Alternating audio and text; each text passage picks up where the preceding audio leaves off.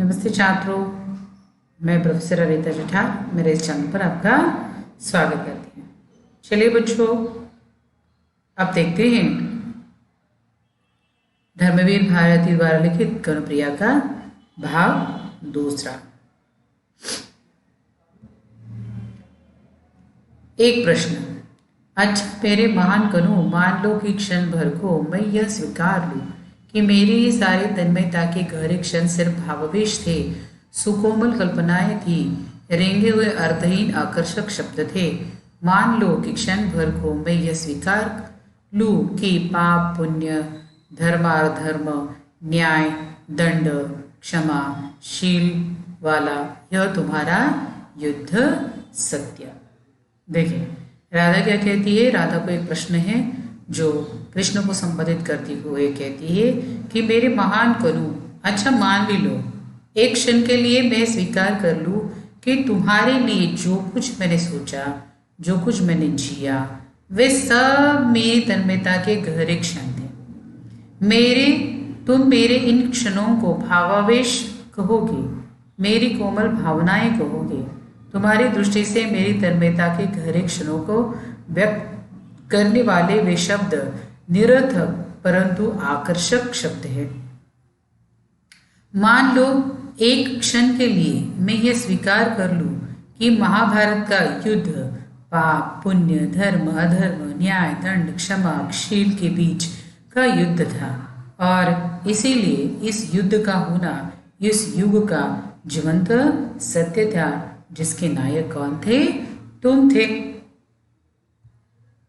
फिर भी वो क्या कहती है, देखो, फिर भी तो भी मैं क्या करूं, मैं तो वही हूँ, तुम्हारी बावरी मित्र, जिसे सदा उतना ही ज्ञान मिला जितना तूने उसे दिया। वो कहती किंतु हे कनु, फिर भी मैं तुम्हारी वो नायकत्व से परिचित नहीं हूँ। मैं तो वही तुम्हारी क्या हूँ, बावरी सखी हूँ, तुम्हारी वो मित्र हूँ जो तूने क्या किया था, मुझे जितना बताया, जिस प्रकार से बताया और जितना ज्ञान तूने मुझे दिया, मैं तो बस क्या हूँ, वही हूँ। मैं तो बस क्या करती हूँ, उतना ही जानती हूँ। मुझे तूने जो उपदेश दिया है, मैं उतना ही ज्ञान पाया है। मैंने सदैव तुम्हें क्या किया है, स्नेहांसिक मतलब सबसे स्नेह करने का क्या दिया है, तूने जो ज्ञान दिया है वही मैंने तुमसे पाया है। जितना तुमने मुझे दिया है अभी तक, उसे पूरा समेट कर भी आसपास जाने कितना है तुम्हारे इतिहास का, जिसका कुछ अर्थ मुझे समझ नहीं आता है। ये क्या कहती है, प्रेम और सख्य भाव को जो तूने जितना मुझे दिया था, वह पूरा का पूरा मैंने समेट कर संजो कर भी मैं तुम्हारे उदात्त और महान कार्यों को समझ नहीं पाई हूँ। उनके प्रयोजन का, उसके क्या कारण था, इसका बोध मुझे अभी तक नहीं हुआ है, क्योंकि मैं तुम्हें सदैव तन्मयता के गहरे क्षणों में ही जिया है और अपनी जमुना में जहाँ घंटों अपनों को निहारा करती थी मैं, वहाँ अब शस्त्रों से लदी हुई अगणित नौकाओं की संपत्ति रोज रोज कहाँ जाती है। धारा में बह बह कर आते हुए टूटे रथ, जर्जर पताकाएं किसकी है। और ये क्या कहती है कि जिस यमुना के तट पर जो क्या करते थे, हम बैठते थे, वहाँ तुम्हें निहारते थे एक दूसरे से, और मैं तुम्हें क्या होती थी, वहाँ खो जाती थी। अब उस नदी में शस्त्रों से लदी असंख्य नौकाएं न जाने कहाँ से आ जाती है, और उस नदी की धारा में बहकर आने वाले टूटे रथ और फटी पताकाएं किसकी है, किसकी है, ये समझ में नहीं आता है। हारी हुई सेनाएं, जीती हुई सेनाएं, नभ को कामते हुए युद्ध घोष, क्रंद स्वर, भागे हुए सैनिकों से सुनी हुई ये जो अकल्पनीय अमानुष घटनाएं युद्ध की, क्या ये सब सार्थक है? चारों दिशाओं से उत्तर को उधड़ उधड़ कर जाते हुए गधों को क्या तुम बुलाते हो? देखिए क्या कहती है कि ये जो नदी में इस धारा में टूटे हुए इस रथ है, फटी पताका है, ये बहती है। तो ये कनु, तुम ये मुझे बताओ, महाभारत का ये युद्ध जिसका कर्णधार तुम स्वयं को समझते हो या तुम समझते हो, वह कुरुक्षेत्र जहाँ एक पक्षी की सेनाएं हारी, दूसरे पक्ष की सेनाएं जीती, जहाँ गगनभेदी युद्ध घोष होता रहा, जहाँ क्रंद स्वर गूंजते, क्रंद मतलब रोने के स्वर गूंजते हैं, जहाँ अमानवीय और क्रूर घटनाएं घटित हुई है और उन घटनाओं से पलायन किए हुए सैनिक बताते हैं, क्या यह सब सार्थक है कनु? ये जो गिद्ध जो है, ये जो चारों दिशाओं से उड़ उड़ कर उत्तर दिशा की ओर आते जाते हैं, क्या उनको तुम बुलाते हो? जैसे भटकती हुई को गायों को क्या करते थे, तुम बुलाते थे। तो इस प्रकार से युद्ध भूमि का जो वर्णन यहाँ पर किया है, बहुत ही भयावह वर्णन यहाँ पर किया हुआ है कि जिस यमुना के तट पर बैठकर ये राधा कृष्ण की राह देखती थी, जिस यमुना के पानी को देखकर वो मनमोहित होती थी, आज उसी पानी में ये शस्त्रों से लदी बहुत सारी नौका यहाँ पर आ जाती है और नदी में बहती हुई इस धारा में न जाने कितने टूटे हुए रथ है, न जाने कितनी फटी हुई पताका है, न जाने कितने शव जो युद्ध भूमि में गिरे पड़े हैं, और ये गिद्ध जो है उनको खाने के लिए क्या करते हैं, वहाँ उड़कर आ रहे हैं। तो ये भयावह दृश्य जो है ये मुझे कुछ समझ में नहीं आता है, ऐसी वो कहती है। जितना समझ तुमसे अब तक पाई है कनु, उतनी बटोर कर भी कितना कुछ है जिसका कोई भी अर्थ मुझे समझ नहीं आता। तो ये कहती है, इतना मैं तुम्हें जितना समझ चुकी हूँ, जब मैंने जो तुमसे समझकर मैंने पा लिया है, उतना ही समझा मैंने तुमसे जो पाया है, उस समझ को बटोर कर भी मैं यह जान गई हूँ कि और भी बहुत कुछ है तुम्हारे पास जिसका कोई भी अर्थ मैं समझ नहीं पाई। अर्जुन की तरह कभी मुझे भी समझा दो, सार्थकता है क्या बंधु? मान लो कि मेरी तन्मयता के गहरे क्षण रेंग हुए अर्थहीन आकर्षक शब्द, तो सार्थक फिर क्या है कनु? पर इस सार्थकता को तुम मुझे कैसे समझाओगे?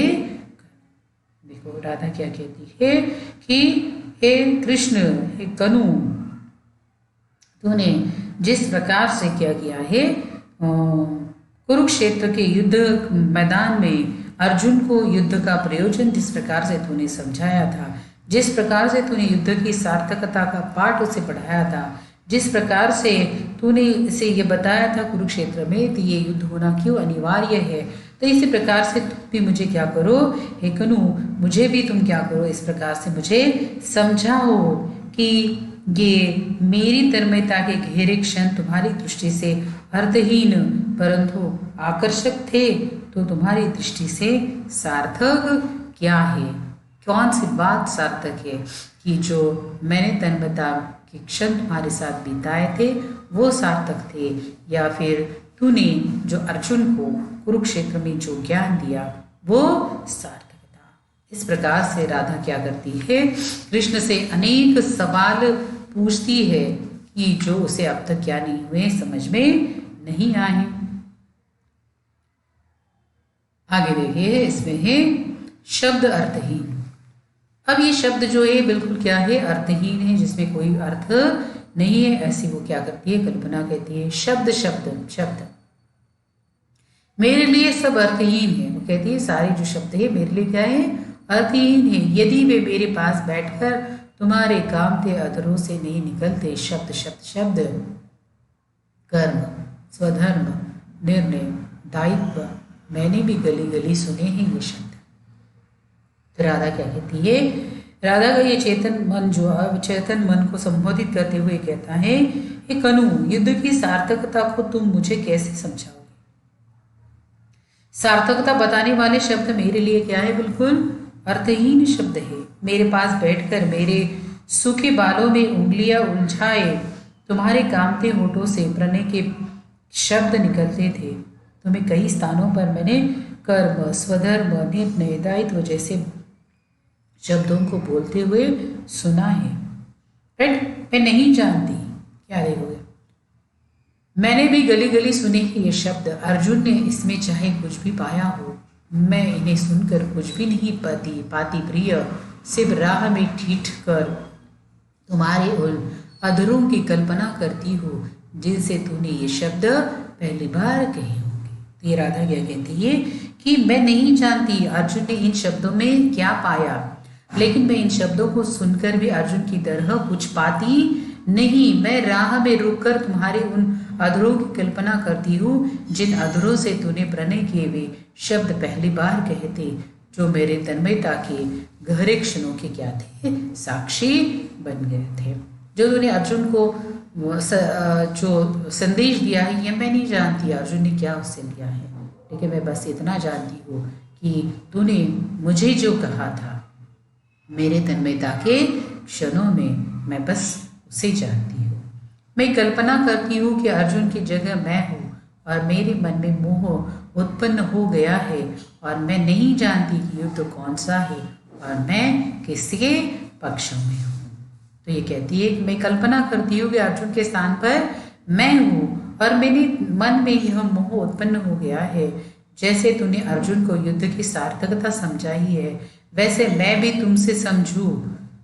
यद्यपि मैं नहीं जानती कि युद्ध कौन सा है, किसके बीच हो रहा है, मुझे किसके पक्ष में होना चाहिए, लेकिन मेरे मन में यह मोह उत्पन्न हुआ है कि क्योंकि तुम्हारा समझाया जाना, समझाते हुए बोलना मुझे बहुत क्या लगता है, अच्छा लगता है। और समस्या क्या है और लड़ाई किस बात की है, लेकिन मेरे मन में मोह उत्पन्न हो गया है क्योंकि तुम्हारे द्वारा समझाया जाना मुझे बहुत अच्छा लगता है। और सेनाएं स्तब्ध खड़ी है और इतिहास स्थगित हो गया है और तुम मुझे समझा रहे हो। और इस प्रकार ये राधा कहती है कि मुझे बाकी कुछ भी पता नहीं है, यहाँ सेनाएं भी स्तब्ध खड़ी है और इतिहास की गति भी क्या हो गई है, रुक गई है और तुम मुझे क्या कर रहे हो, समझा रहे हो। तो इन शब्दों का अर्थ मुझे कुछ समझ में नहीं आ रहा है, तुम ही मुझे क्या करो, समझाओ। कर्म, स्वधर्म, निर्णय, दायित्व, शब्द शब्द शब्द मेरे लिए नितांत अधीन है। मैं इन सब के पल परे अपलक तुम्हें देखती हूँ, हर शब्द को आंजुरी बनाकर बूंद बूंद तुम्हें पी रही हूँ और तुम्हारा तेज मेरे जिस्म की एक एक मुझे संवेदना को धधका रहा है। तो ये क्या कहती है, लेकिन ये कर्म है, स्वधर्म है, निर्णय है, दायित्व जैसे जिन शब्दों को तुम कहते हो ना, वो मेरे लिए नितांत क्या है, अर्थहीन है। इसका कोई अर्थ नहीं है क्योंकि ये शब्द मेरी तन्मयता के गहरे क्षणों के शब्द नहीं है। इन शब्दों के परे मैं तुम्हें अपनी तन्मयता के गहरे क्षणों में देखती हूँ। मैं तुम प्रणय की बातें कर रहे हो, प्रणय के एक एक शब्द को तुम समझाकर मैं पी रही हूँ। तुम्हारा संपूर्ण व्यक्तित्व मेरे ऊपर जैसे छा गया है। आभास होता है जैसे तुम्हारे जादू भरे होठों से ये शब्द रजनीगंधा के फूलों की तरह झर रहे हैं, एक के बाद एक। और तुम्हारे जादू भरे होठों से रजनीगंधा के फूलों की तरह टप टप शब्द झरते रहे हैं, एक के बाद एक। कर्म, स्वधर्म, निर्णय, दायित्व मुझ तक आते आते सब बदल जा गए हैं। मुझे सुन पड़ता है केवल राधन राधन राधन, शब्द शब्द शब्द। तुम्हारे शब्द अगणित है कनु, सांख्यातीत, पर उनका अर्थ मात्र एक ही है, मैं और केवल मैं। फिर उन शब्दों से मुझी को इतिहास कैसे समझाओगे कनु।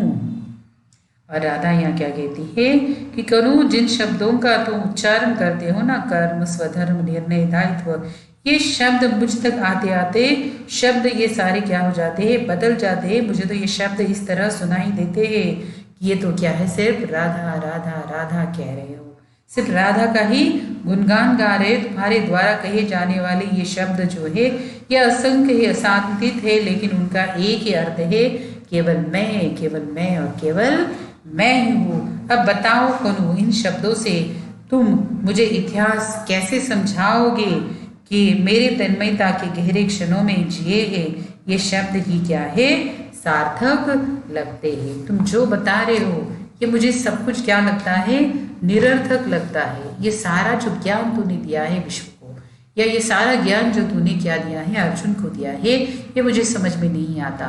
तुम चाहे कर्म की बात करो, तुम चाहे स्वधर्म की बात चाह करो, तुम निर्णय की बात करो, तुम दायित्व की बात करो, लेकिन ये सारे शब्द जब मैं सुनती हूँ, जब तक ये मुझ तक पहुँचते हैं, तो मेरे कानों में सिर्फ ये शब्द नहीं, मुझे सिर्फ कौन से शब्द सुनाई देते हैं, राधा राधा राधा, और ये शब्द सुनाई देते हैं। और ये सिर्फ कौन हूँ, इसका अर्थ सिर्फ कौन हूँ, तो इसका अर्थ सिर्फ मैं हूँ और सिर्फ मैं हूँ। इस प्रकार से धर्मवीर भारती जी ने कौन क्रिया के माध्यम से राधा के कृष्ण के साथ बिताए गए तन्मयता की जो क्षण थे, इनका बहुत अच्छी तरीके से यहाँ क्या किया है, उन्होंने वर्णन किया है। आई होप कि मैंने जो आपको ये समझाया आपको समझ में आ गया होगा। और मेरे इस वीडियो को लाइक शेयर ज़रूर कीजिए, चैनल को सब्सक्राइब अवश्य कीजिए, बेल आइकन ज़रूर दबाइए ताकि आने वाले नई वीडियो के नोटिफिकेशन आप तक पहुँचते रहे। तो चलिए मिलते हैं और एक नए वीडियो के साथ।